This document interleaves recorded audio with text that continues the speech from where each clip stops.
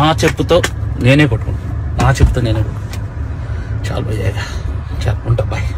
Hello అండి, నేను ఇప్పుడే బార్బరిక్ సినిమాకి వెళ్ళాను. థియేటర్లో 10 మంది ఉన్నారు.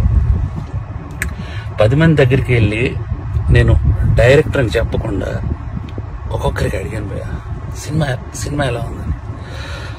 సినిమా చాలా బాగుంది అన్నారు.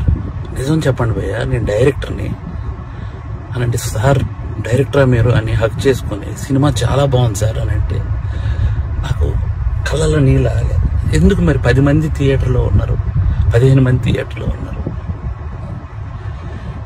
ఎందుకు నాకు అర్థం కాలేదు. అంటే ఏం చేస్తే వస్తారు? నేను ఇంత 2.5 ఏళ్ళు పిచ్చుకొక్కలా కష్టపడ్డాను. 2.5 ఏళ్ళు. మీకు ఒకటి చెప్పాలి, నేను నిన్న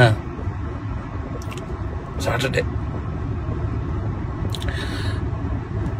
ఆఫీసులో చిన్న మనస్తాపం అయింది. థియేటర్కి ఎవరు రావట్లేదని చెప్పేసి ఇంటికి వెళ్ళాను. మా ఆవిడ సినిమా 4:40 షోకి వెళ్ళింది. నేను 5 o'clockకి ఇంటికి వెళ్ళిపోతున్నాను చెప్పాను. నువ్వు సినిమా చూసిరా, నేను ఇంటికి వెళ్తున్నాను అన్నాను భయ్య. మా ఆవిడ పరిగెత్తుకొని వచ్చేసింది భయ్య. నాకు అప్పుడు అనిపించిపోయింది, నేను ఎక్కడ మనస్తాపానికి చెంది ఆత్మహత్య చేసుకుంటారేమో అని వచ్చేసింది భయ్య. అంటే 2.5 ఏళ్ళ కష్టం తనకు తెలుసు.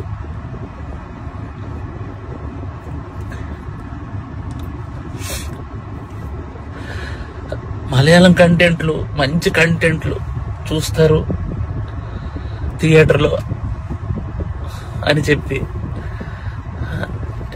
చేశాను భయ్య.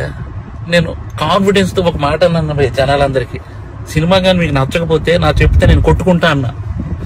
నా చెప్తే నేను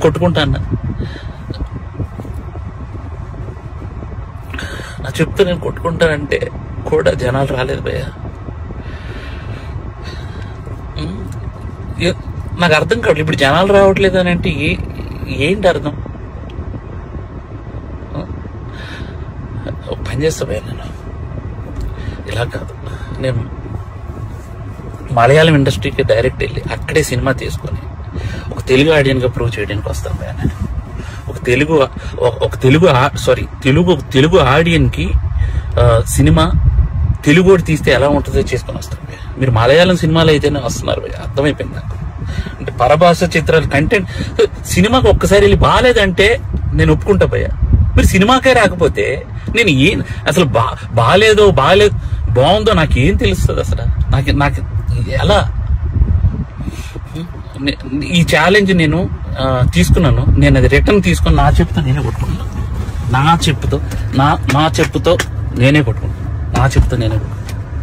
చాలు భయ్యాగా, చాలు ఉంటా బాయ్.